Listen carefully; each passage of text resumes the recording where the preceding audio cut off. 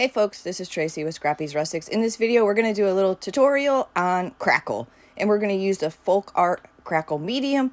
I had it, so I thought I'd try it again. I think I've used it once or twice before in the past. First time was a fail, second time not so bad, and this time it came out really great. So we're using, oh goodness, what's the blue? We're using elephant gray, moss green, and what in the world is the name of that? I love that paint. I can't think of the name of it.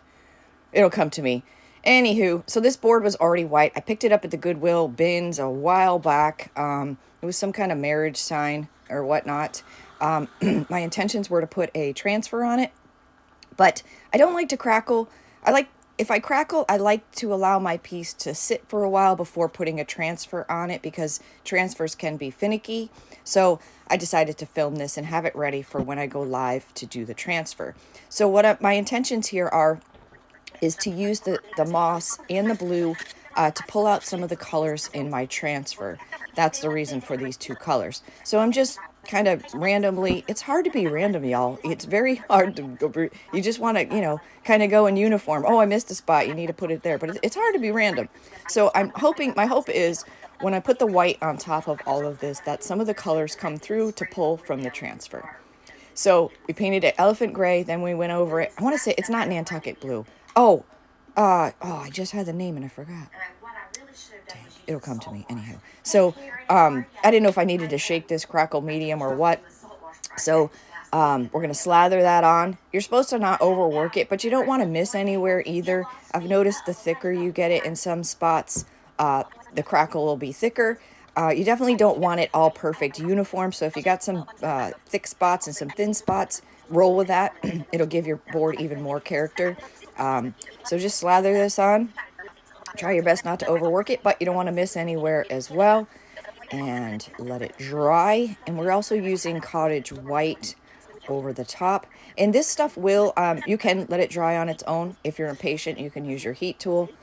Same with the crackle and same with the paint you put on top of it. So I went ahead and dried it because I wanted to get her done.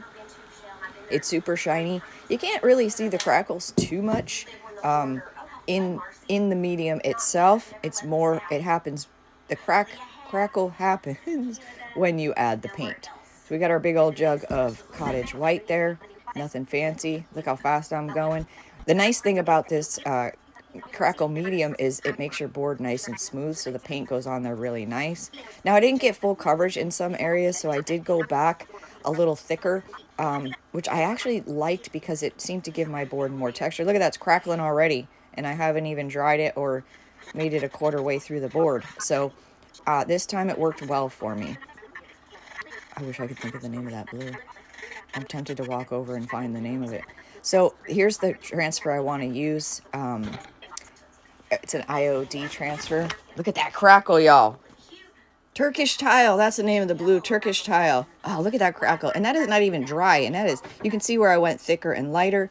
And the transfer I used is Botanist Journal.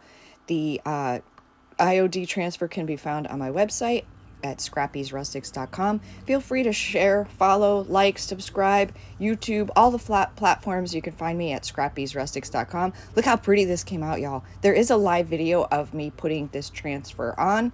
If you'd like to see that, you can just go to my page, Scrappy's Rustics, and look under videos, and you will see it. Such a beautiful piece. Thank you so much for watching.